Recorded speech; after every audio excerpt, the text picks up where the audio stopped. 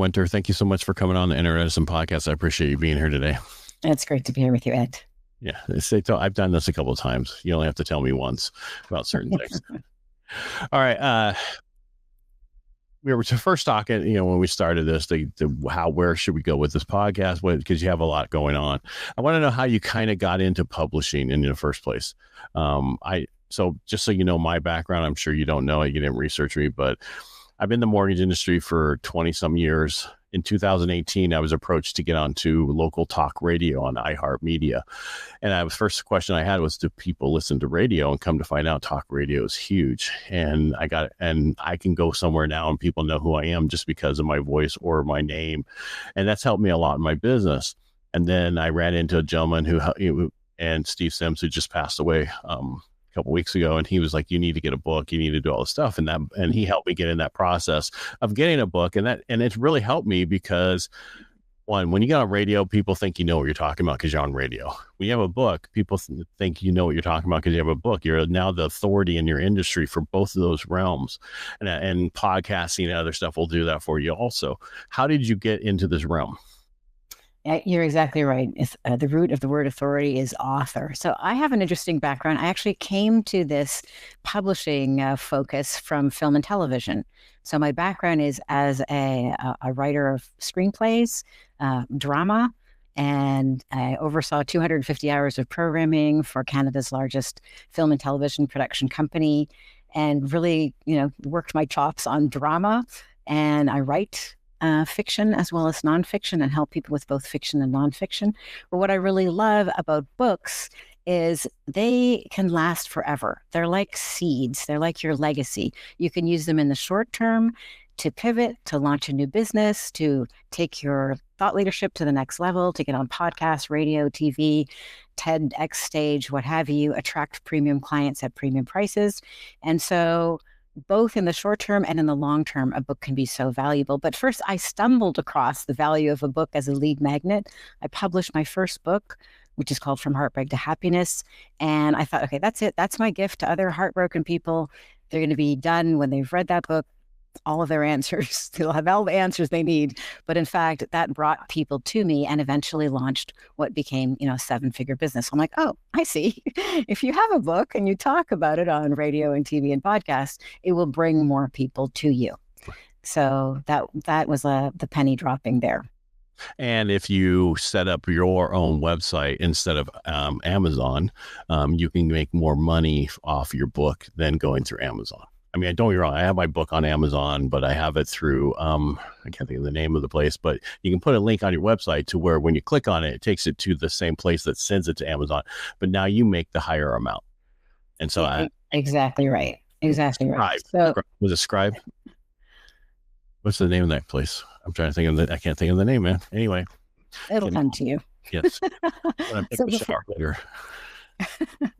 Well, you can put it in the intro if you want. So before we started recording, you said you wanted to talk about using a book as a lead magnet. So I've launched several different. Hold on. You, this is my podcast. Let's back up a second. Actually wanted to go with neuroscience first of communication, because lead magnets are very important, and I want to get into that. But a lot of people don't understand what neuroscience of communication is, and all that stuff. So I want to talk about that a little bit if you're okay with that. I love it. Okay. All right. So we all know like you say, communication is the foundation of everything. So how do you use neuroscience in what you're talking about? Well, when I took my MBA in 2015, I had a focus on leadership and neuroscience, and I actually really loved learning about how the brain actually works. And so I think everybody can benefit by being a better communicator, even if you're not a podcast host, even if you're not an author. We're all communicating all day, every day. And I break it into just 3 steps that go with the science of how the brain understands things. So you need to first, or what works best is if you focus first on addressing the ancient reptilian brain, the croc brain, as they call it, and that would be the subject line on an email or the title of a book. So just really quickly, what is this all about? And then the second brain, the second thing to focus on is the social brain or the midbrain. So people are always looking for who else thinks this is a good idea? Who else is doing this? So for example, being on this podcast, it's appealing to the social midbrain, or having an award-winning book, or saying, Wayne Dyer endorsed my book. All of these are appealing to the social midbrain. It's like, check. Okay, this is a category I'm interested in. For example, a title of a book, Turn Words into Wealth, that's a category. It won Outstanding Nonfiction Book of the Year. That's social proof. I'm talking to Ed talking to me, social proof. And then you can get on to talk to the cerebral cortex with your core part of your message. So most people, the more educated they are, the more they forget to do step 1 and step 2, and they just dive into the meat of it, or what is for the cerebral cortex. And you first have to pass those 2 filters, and you can do so quickly and efficiently. So in layman terms, are we talking about maybe a hook? Exactly. Okay. And that reason, hook, what, keep going, you can talk. I don't mean a hook, a title of the book, the benefit of listening, what category are we in? Basically, you want to address that first, because the brain doesn't want to listen to everything. There's too much data coming in for us to pay attention to everything. So first you got to grab attention with, as you said, a hook, subject line, book title. Why listen? And because for most people understand, it's like we get bombarded by so many messages that we block certain things out. Like, then we want to, I'm going to go buy a white whatever vehicle, and the next thing you see that vehicle everywhere, and you're like, oh my gosh, there's so many of them, because now you're open to that suggestion. And that's what you're saying, is by doing certain things, you're opening up these people to these suggestions of what you're trying to do and sell them, or your book. Am I kind of hearing that correctly? Exactly. What you're talking about is the reticular activating system. So once it's like you bought a gray Mercedes, and you see that same model everywhere. Exactly. Right. That can also happen. I'm just saying, because you get bombarded by so many messages that we block everything out. So when what I'm trying to hear is, when you're saying whatever that hook is that you're giving that information there, you're trying to connect with the person so that you can get that message to them, and then they start seeing what they're, because you want to talk to that person. You need to know who your perfect client is, your avatar, and your book's the same way. Who are you trying to get that person to? You're talking to that one person, and that's what you're trying to get that message to. So, and that way. Exactly right. And it's okay if people tune you out. It's better for the people who want your message to go, oh, Ed, I've got to listen to that. That's exactly what I'm interested in. And to have other people go, oh, Ed, I'm not interested in that, and they go on to something else. You'd rather have fewer people who are more engaged than everybody just mildly paying half attention. And I totally agree, because you want to bring the people towards you that want you, and repel the ones who don't want you. And that's okay. Yeah. That's exactly how because you got to get to that perfect client. I mean, people don't want to. I split my mortgage company into 3 different websites, because I do reverse mortgages, I do veterans, and then I do business owners. Well, it's hard to get the same message to all 3 people. You have to separate out. So once I separated out all the 3 different things, they are still under the umbrella of one company, but it's just so they can, when they go to that website, they know exactly what I'm talking about, and I'm talking to them. And that's the same thing you're trying to do with your book. You're trying to get it to that right person. And so neuroscience is, sorry, didn't mean to cut you off. Oh, you're good. Go. So neuroscience is the rinse and repeat. So it's better to have a content that does the hook, does the social proof, and then a little bit of content, and then check in if it's a conversation. How does that land with you? Or do you want to know more about mortgages, or do you want to know more about publishing, or whatever? And then, start the whole process again. A lot of people think that talking at length is the same thing as communicating, and that is not true. No, it's like in sales. I mean, you got to learn when to shut up, because then that's how it's the same. I'm just lucky. I write horribly, but I talk well to a certain point, and then people like to listen to me for some reason. But let's back up to this thing. You have a beautiful voice too. So thank you. Helps. It helps. Well, I sold by the phone for 18 years, and I didn't understand why I did so well. And back then we would send out the actual FedEx to you for loan stuff, and then I would get 89% of my packages would come back, and then I would close 90% of those. Well, the closest person to me was 40% of their packages back. There was a couple things I did differently, which was, one, people liked my voice, but I made sure they wanted it. Well, I didn't know I had a deep voice until I got on radio in 2018. I would have did some other stuff if somebody would have told me, I could have done some voiceovers even more when I was younger, and other things. I was down in San Diego, LA. I could have been doing so many different things on top of everything else I was doing, but I didn't. But that's okay. It works for me now. Well, you probably could still do voiceovers, but you probably did more than just having a velvety voice. There are probably a couple other ways that you connected more with Well, yeah, people to get that high, double the next person's because profile. everybody talks about what's that NL NLP? yeah, NLP, right? And they talk about all this stuff. And I was talking one day, and they're like, Ed, you do this stuff naturally from just learning how to connect with people, because that's we need to connect with people. How do I get you to understand what I'm trying to talk to you about? And I've worked my whole life in sales on that kind of stuff that has helped me. And the questions that I ask in my business on a regular basis: why are you wanting to do what you're doing?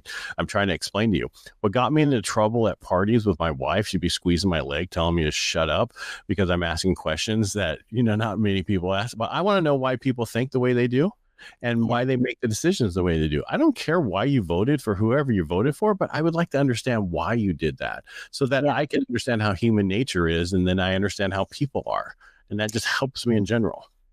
The other thing I'd love your comments on, when you're having all the expertise in the mortgages, you probably have a comment about money, but I think that storytelling is super important. The way the brain works, as we're talking about neuroscience here, money doesn't really land. Money is an abstract concept. So it doesn't speak to the ancient reptilian brain. It doesn't speak to the social midbrain that wants connection. So if you are talking about money, see if you can change it into a story that has meaning, because people don't really want money. They think they want money, but actually they want happiness, or they want prestige, or they want status, or they want to be able to send their kid to private school, or they want to be able to buy a jet. So taking that extra step of turning it into a story is really key. People actually remember stories, they repeat stories, they share stories. I could share a story if you'd like. And so as we're working on being better communicators, lean into storytelling and don't lean too heavily just on the numbers. And I'm curious, as somebody selling mortgages and helping people with finance, how you do that. I say it's all about story. I connect it to something else so they can remember what I'm trying to explain to them. Why it's all a story. I learned a long time ago to take them from point A to point B, C, D, and E to the end, and I run them through that whole journey the same way every time I spoke to them, because I used to sell by the phone, and my business partner, we shared an office, so our staff could only tell us one time, and he's like, dude, you say the same thing over and over again. When you answer the phone, you start the same way and you end the same way. I go, yes, because I want to make sure I hit every issue that we potentially could have, plus I want to make sure they understand what I'm doing. And that's why I wrote my book, because there's only one of me. I can teach only a few people, but if I could get my book out to everybody's hands that wants it, to help them understand how easy it is to own a home and how to close. I can close a VA loan in 8 days. A VA loan for some people like 30 to 45 days, and they think they're doing a great job. I can do it in 8 days. If I can do a VA loan in 8 days, what do you think I can do with a regular mortgage? It's a lot easier. It's a lot faster than 30 days. Yeah. And then, but there's no reason to have it that long. The reason I'm stuck at 8 days is because by law, you can't sign your loan documents until the 8th day after you sign your loan estimate on the first day.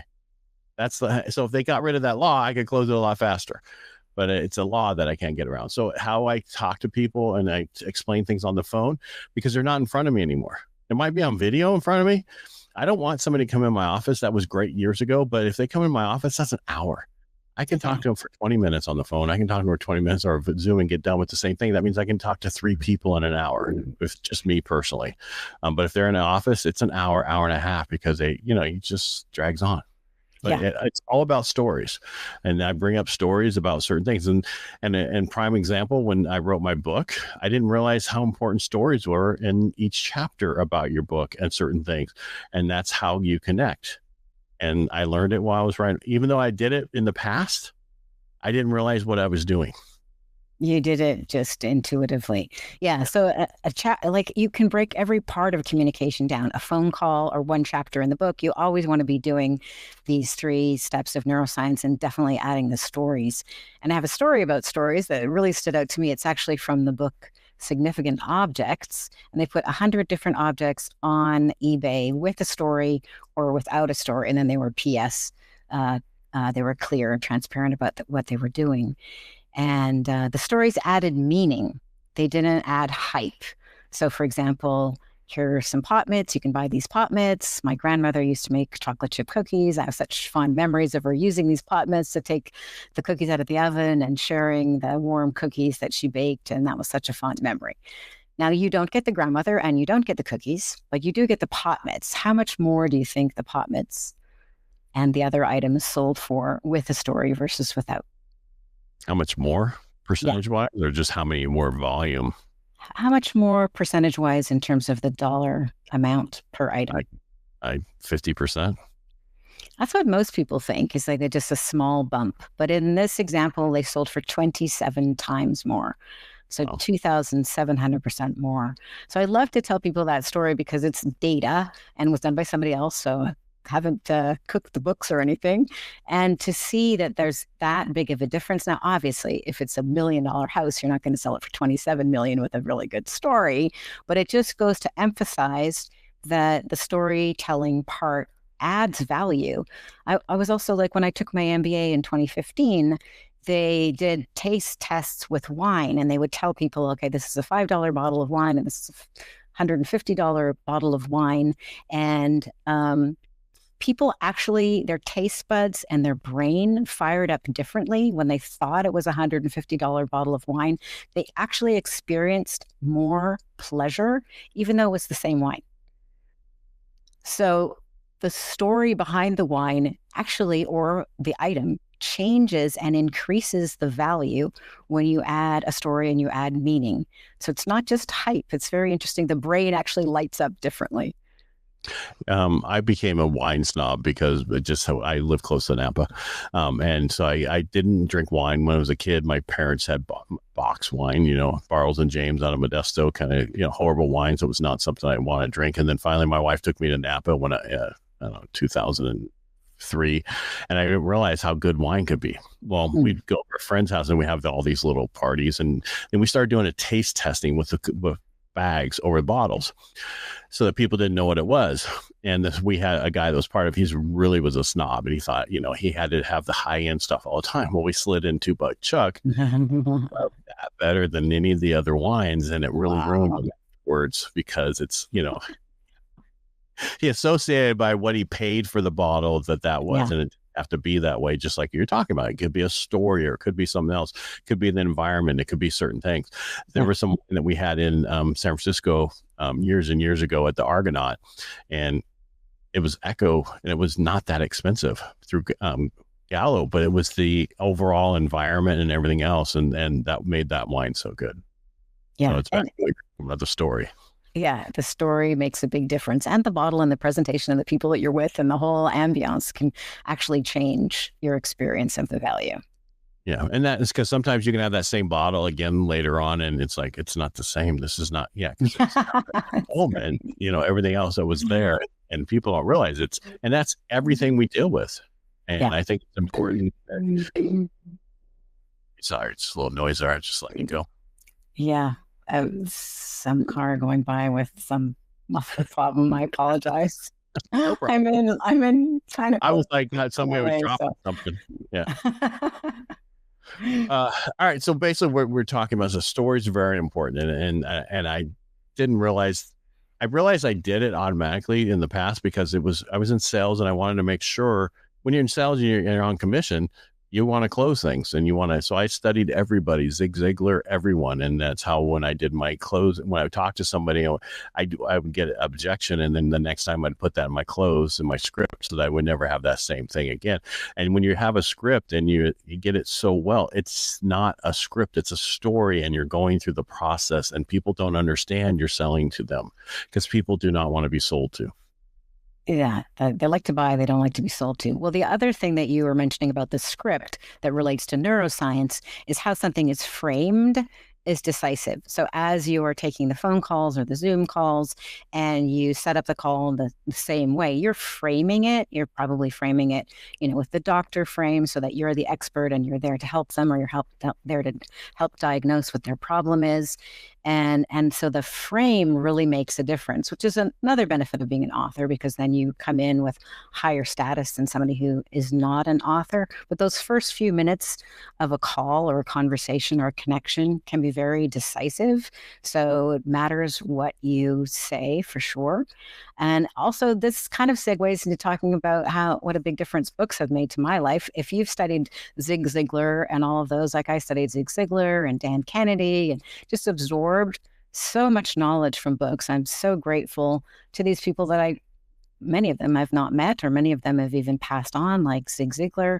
And it's so cool how you can absorb so much information from a book. I would love to give people the 90-day challenge, like every day for 90 days, read every day, even if it's 5 minutes, write in your journal every day, even if it's only 5 minutes, or you can type on your phone or record audio if you like talking. And then once a week, kind of review what you've read and what you've written. And I find that when I do that, my life gradually improves, because I stop complaining about the same thing over and over again. I either accept it, forgive it, release it, or I go, you know what, I'm going to do something about that. Right.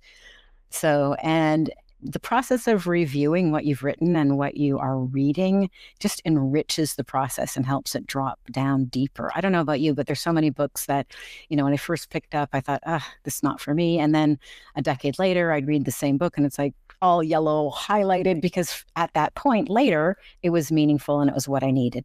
10 years earlier wasn't what I needed. I can't read books. I have to listen to books. That counts. Yeah, I know what I mean is, though, I just get tired of highlighting my phone. It gets messy. But there's certain, I have read a book, I have many books, but I just prefer to listen, because I can, one, turn it up faster, and then I have to focus on the words, because if I do a regular, I'll fall asleep potentially. But I want to hear their voice. The certain authors I meet, and then I don't want to read their book. I want to hear them speaking about their book. So if you're doing an Audible, I think you should do your own Audible, your own version, because I want to hear your voice as the author. I don't want to hear somebody else doing it. Especially for a nonfiction book. Exactly right. Yeah. Yeah, because I want to know, like, I'm talking to you. I want to listen to, you're talking to me. And I think it's just, I've gotten through so many books that way. And I had no idea when I was listening to books that you could turn it up, until I accidentally hit it in San Diego. I was doing a walk, and I was like, what just happened? And I was like, oh my goodness, you can turn it up. So I listened to a lot of books on like 1.75 to 1.8. Oh, you're ahead of me. I like to listen at 1.5, so I don't have to pay that close of attention. I like people like Gary Vaynerchuk, or even David Goggins. Like, Gary Vaynerchuk reads the script, and then he goes off script. He gets all excited and he shares something extra. David Goggins does the same. David Goggins actually is an interesting story, because he chose to self-publish, and like you, he's got a military background. I don't know if he went through the same company. He went through Scribe Media at the time. Yeah. But he was told that if he independently published, he would be lucky if he sold 5,000 copies. But he went on podcasts. He's a good speaker. He's an experienced speaker. And I believe he sold 1 million copies of his book, and 600,000 in the first year. So if he had not self-published, if he had gone with a HarperCollins or a Penguin, he would have forfeited, I don't know, maybe $20 million. So self-publishing, $22 million is what he made off his first book. Yeah. Yeah, was offered a couple $100,000 for his rights up front. They were going to give him, and then the whole thing, he probably would have made $2 million. So yeah, he made an extra $20 million by gambling on himself. Exactly. So indie publishing I think independent publishing is the way to go nowadays, where you go with a firm that helps you, like you did. Because you leave so much money on the table if you go with a big publisher. And unless you get at least a 6-figure advance, you won't get the oomph that you need. And then most people don't understand that even if they're with a big publisher, they go through the whole agent publisher route. Unless your book does a lot of numbers right out the gate in the first 90 days, it'll be remaindered. So I remember Brene Brown telling a story about that.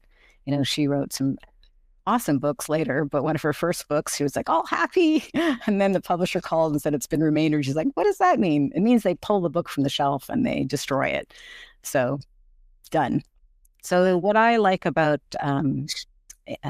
publishing independently is you keep control of your story, which was really important to David Goggins, and you also keep control of your lead magnet, which is important if you're running a business. But even if you're writing fiction, like I help people write fiction as well, you can see exactly what's happening. You can see, what marketing works, if it makes a difference, if you go on that podcast, if it makes a difference with your social media. And you can also even use a fiction book as a lead magnet for your business. I have a legal thriller series written by a lawyer, Michael Stockham, and he's getting $1 million deals as a litigation attorney coming to him, because when people or corporations consider all the litigation's attorneys, like all the suits look the same, except this one. This one stands out. There's something interesting going on here. He's an award-winning, best-selling author of legal thrillers. Let's work with him because it'll be more interesting, and he will deliver a great value as a litigation attorney. But it's fun to work with the best-selling author. Yeah, and what people don't understand, depending on why you're writing the book and what's the plan for the book, because you talked about lead magnets, and we can get that into more after this. But when you can make a course from your book. You can do so many different things, and if you sell that, you don't have rights to what your words are inside. For most people who sell their rights to their book. Now, a couple authors interviewed yesterday for Helping the Brave. Different for them, because they have series and they have different things and they're writing, so they have total control over what their contracts are versus what our contract might be with your first book. And like you're talking about, so, they pay you so much, they own it. You can't go on stage and talk about your stuff inside of there. For most people, you can't turn it into a course. They own it. You don't anymore, unless you have that set up ahead of time. And so for me, my whole book was to get a course out of it and do other things down the road. And that's the plan. And same with a bunch of other stuff. But back to a lead magnet, I came into lead magnets because for my website, I want people to be able to come in there and get information and download information. And I created lead magnets for, certain things in the mortgage industry and certain things in other industries. And so you're saying use your actual book, because for most people, lead magnets, maybe an ebook or certain things, or what are you talking about as a lead magnet for a book yourself? I think you can use your whole book, or you can use a short book as a lead magnet. But, because you like to talk about setbacks, I thought it would be kind of cool to talk about a pivot. It's kind of a setback. I got frustrated. I got burned out. Let's be honest. I got burned out with the company that I was running a couple of years ago. It was called the Grief Coach Academy. My husband died suddenly when he was 33. And so I devoted several decades of my life to helping people through grief. And then I'd had enough about talking about grief, and I wanted to segue to something new. But I wanted to pivot smartly and test and make sure that people were interested in the new thing. So this is something I recommend that people can do. It's fairly straightforward, and I'll even give you a template and a model that you can follow. So all I did is I recorded a 1-hour interview with somebody like yourself. It was actually just over an hour interview. I was training the coaches at Tony Robbins how to help people through grief. That had previously been a call, and I called the interviewer and said, "Hey, would you like to interview me about marketing?" He's like, "Absolutely. I know you've launched several 7-figure businesses. I know you've got a background in film and television. I'd love to interview you about marketing." So I gave him the questions. I choreographed the interview.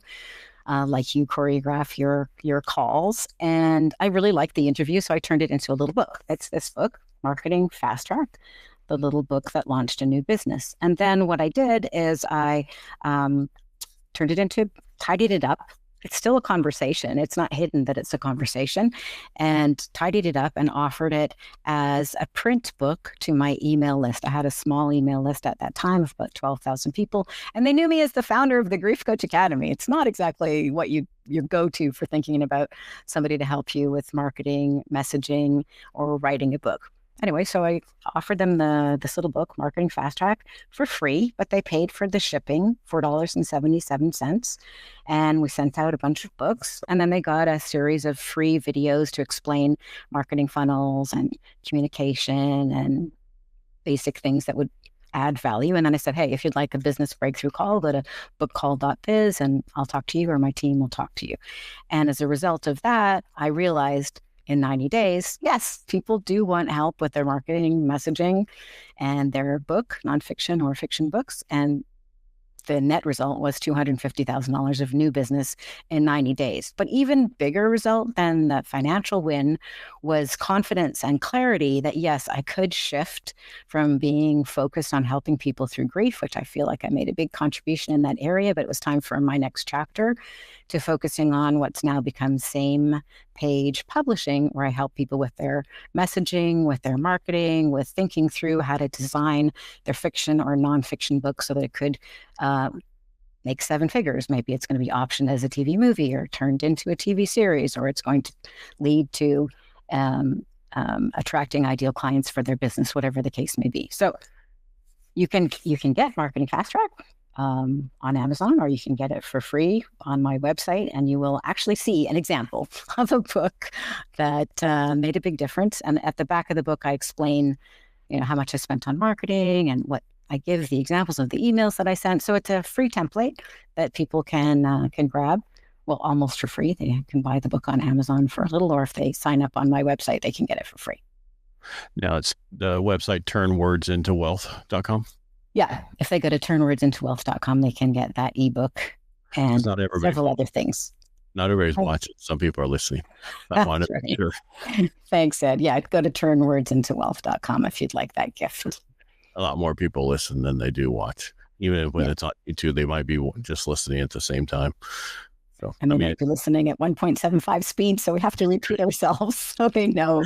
Well, I'm on radio, so we have to, say it twice to make sure people get it, because they don't always write it down. We're in there, and so that's how it's a little different. Unlike you hear people say it twice on their voicemail when you're leaving a message. Everybody makes fun of you today, but that's how it used to be. Yeah. It's always good to give people another chance. So turnwordsintowealth.com, you can get that free ebook and the free videos. So back to, you made a statement about, because you can possibly get a book, the book deal into a movie deal or whatever. Have you helped anybody who went on and got any deals at all? Oh, well, you were in TV producing and stuff in the past. So you're now, and you're actually in LA, where a lot of people do movies and stuff down there. So have you done that yet? Well, I have. BBC has expressed interest in turning my own fantasy series, Magic Mystery and the Multiverse, into a 12-part, 30-minute series. The third book just came out, so we haven't got the series yet because there's always a delay, but we have interest, so that's good. And for the, I have another client who launched his own TV show, so that was a success based on his book. But I think the other client that will get a TV movie or TV series is this legal thriller series about Jake Fox, because it's got over 2.5 million pages read. It's got over 100,000 orders, over 3,000 reviews. People love the legal thriller series. And that is easier to sell than a young adult fantasy series, which is more expensive and lower demand than a contemporary legal thriller, which is cheaper because it's contemporary, and legal thriller, more demand. Right. Less CGI, less all the other stuff you have to do. Exactly right. But it's really fun. Like, I usually go with my clients to a media festival once a year, and I bring them with me when I'm meeting with producers or agents or distributors or broadcasters, so they can start to see what the process looks like. And of course, I'm familiar with pulling together the one sheets and the pitch documents that are expected in that world. So it's kind of nice to be able to bridge the publishing world with the TV and movie world. And then also to have that entrepreneurial view, because so many people drop the ball on what could have made seven figures or could have taken their business to the next level or their thought leadership to the next level, just because they're not looking 360. What are the, 7 different ways to monetize their book? No, I totally agree. I mean, people, and having the background you have would help with somebody who, hey, I want to write a book that potentially could go into a series like you have, or something else like that, because it's the connections. It's not what you know, it's who you know. And it's always been that way. Yeah, exactly. But back to, for people to understand that most people don't make any money from selling their book. When they write the book, they don't make money from online. You have to figure out why you're doing it. Now, the people who make money, they do series, like you're doing your series book. That's where people are making money. A couple of people I've interviewed lately, they have series and they're making money off of it because it's a series, and that's Exactly. the big difference that you see. So the question is, what are you writing, fiction or nonfiction, and what is the plan for what you're trying to do? Exactly right. So in this book, Turn Words into Wealth, I do talk about 7 ways to make 7 figures from your book. And usually selling books is not one of those 7 ways. So typically for nonfiction books, you really want to sprinkle in the stories that will help people know, oh, I want to work with Ed, or oh, I want to work with Aurora. So sprinkle in stories of the people whose lives you've changed so that people know, who do you serve. With a fiction book, you want to structure it so that it can be turned into a TV series or movie. So you want to understand the hero's journey, you want to understand the act breaks and all of the requirements for a movie, or if it can be expanded into TV series, you want to have really clear, compelling characters and plan for each character to arc over the trilogy or over the 9-book series. With Michael Stockham, we're doing 3 trilogies of 3, so that'll be 9 books in that series, and we plot out the character arcs, because if it does get picked up as a movie or a TV series, you need to have all that information. You need to have the master plan. Then they'll change it on you. Because, if they invest $100 million, they can change it on you. But you want to have a clear vision, and the producers and broadcasters really be looking to the creators to come to the table with series arcs, with character arcs, and with material that has a lot of hooky, sticky resonance and act breaks and hooks all the way through. So that's how I help my clients write books. I write books that can be turned into movies. Or so okay. So, and please don't take this wrong, but maybe that should be your pitch. Yeah. From the beginning, who your perfect client is, because we all need to know who that is. But I'm just hearing from your background, I would have you help me write my book, because the fact that you could help me go to the rest of it, where somebody else who's helping people write books have no idea about TV producing and all the other stuff. And so the gentleman that had his book turned into a TV series, is that a series going now, or is it series coming? The gentleman he's actually doing a live broadcast on CCTV. So he's basically, it's turned into a talk show. So it's a lower cost, but it's a TV series, and we're looking to see if we can get a broader distribution now that he's already got a number of episodes. By the end of this year, I think he'll have 36 episodes. So you can't sell a series until you've got enough episodes for them to really see what you've got. But he came with me to a media festival and pitched it, and also interviewed some of the bigwigs I introduced him to. And so keep posted on that. But he does already have it on broadcast television on CCTV, which is local. Yeah, because we were asked to be syndicated for the radio show I have, and what people, they're like, oh, you want to do that? I'm like, that's just different. I'm paying for it to be in those different markets. People don't understand what that means unless you have sponsorships and everything else. And that's why you get the syndication, to get the sponsorships, to pay for all that. Is that the same thing in like TV series, or they take care of it? Is it different? It's so interesting how the whole landscape is really changing, as you probably, caught that Stephen Colbert and The Late Show have been canceled. And there's a lot of grumbling about why that might be the case. But Joe Rogan's not getting canceled. Diary of a CEO's not getting canceled. Russell Brand's not getting canceled. So there's this huge shift, as I'm sure you're aware, Ed, towards what you're doing, towards what I'm doing. That's why I have a YouTube channel called Strategic Basics. So I think that the 1-2 punch of having a book and then being on YouTube or having a podcast, that's the way to go these days.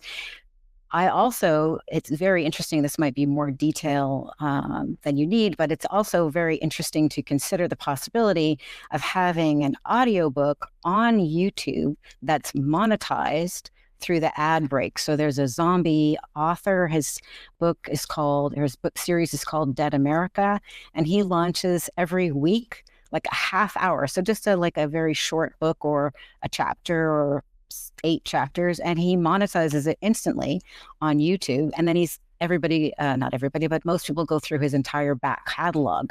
So what I'm super excited about is to stay on the leading edge of all of these new opportunities that are opening up, while also keeping an eye on, hey, if we can get this on Netflix or Amazon Prime or Apple or Peacock, that would be awesome. And they have a lot of money and they need content, right? So they need content, they need fresh voices, they need fresh ideas. So it's got to be a win-win. But they're not the only game in town. The legacy media is not the only game in town anymore. That's for sure. No, they're not. And, it's, if you go back to what Michael Jordan says, Republicans buy tennis shoes also, so do Democrats. So why would you want to alienate half of your market? So, yeah, exactly right. And I think that we just need to get back to where everything's funny again. You know what I mean? Yeah. Yeah. I mean, and the fact that, I'm late 50s, Cindy Crawford was hot when she was showing, for Pepsi and everything else, right? What's wrong with having regular people on advertising and everything else? Because the whole thing, the Sydney Sweeney thing recently about the jeans, it's like, come on, people, let's get back to where everybody can be whoever they want to be. Exactly. That's one of the ideas I explored in my fantasy series. I wanted to encourage people to think about this crazy cancel culture that we've got. I mean, come on, let's just listen to each other with curiosity. Maybe the person has a good point. Yeah, well, maybe not, but you don't have to get all offended either way. I'm on talk radio, iHeartMedia, and it's a conservative station. All that means to me is we pretty much, all of us are, and I do a lot of podcasting, and I've found, talking to people, we're pretty much all in the middle. There's just these fringes on the outside that are so loud and so obnoxious that we all think they're bigger than they are. We just need to ignore them and just understand that we're pretty much all in the middle. And and this is going to only political thing I'll say is, I wish I'd get rid of every party and there's no parties. And then it would just where we voted for them, what their thing is, because that would make it easier. Then people wouldn't go, well, that's my party, but it would never happen. But, the closest thing to it these days is our common sense thought. Are you working with common sense or not? Well, people have more in common than they have in disparate. So why don't we focus on the things that we have in common? Yeah, exactly. And I'm just saying, because I'm in the military, so we were rude to each other, and we would say some really bad things, but we would lay down our arms for everybody. You know what I mean? We would just help each other out no matter what. And that's how I run into that all the time, more than I run into the other stuff. Yeah. I'm with you. Yeah. I mean, it's funny because I see more, because they talk about California, how it's all one, I see it actually going the other way, and people just want common sense in everything. I mean, you were down there you're in LA, and with the fires and all the stupid stuff that happened with that, and you got the fire aid, and where'd that money go? Well, what they said it was, and everything else. And we just need to get back to where we're helping everybody, your neighbor, everybody. We don't care who you are, where you come from, whatever. We're here to help you, period. Exactly right. I vote for that. And that's how it should be. Yeah. Let's vote for term limits too, because then people would actually do what they say they're going to do, and then move on from there. All right, Aurora, thank you so much for coming on the show today. I really appreciate it. Telling everything, your story, and telling everybody how to, especially the lead magnet part, and then the other about, if you have a book that you want to write and you need help, and it could be potentially a TV series or something like that, you want to go with Aurora, because we just found out today that she could get you there. And I'm sure she's going to adjust everything on her site to say, hey, if this is what you want to do, I'm the one to be there. That's my specialty. And for me, I talked about, I can do a VA loan in 8 days, where most people have no idea how to do a VA loan in 30 days. So, and how easy it is. So you have to tell people what you can do. And again, Aurora, thank you for coming on. Is there anything else you want to say before we go? No, but it was such a pleasure connecting with you, Ed. Thanks. And thanks for the aha. I really got to lead with, I can help people turn a book into a TV series. I got to lead with that. You have to, because the market is getting saturated with people saying, I can help you with your book. There's so many. It's just like, if you post anything on social media, how many people are hounding you? I could do your social media. I can do this. I can do that. And it's people you don't even want, you didn't ask for their help. And but with what you have and where you are and what you can do, I think you would be above everybody else with that. So I think you definitely need to add that, as that is your that would be maybe your lead magnet. How to get your book turned into a TV series. All right. I got to get on that right away. Yeah, well, talk to me in 90 days. How well for you. Again, thank you so much for being on the show. Check out Aurora Winter at turnwordsintowealth.com to get her book, figure out what you want to do. And if you need some help with your book, reach out to her. Again, thank you so much for being on the show today. Thank you.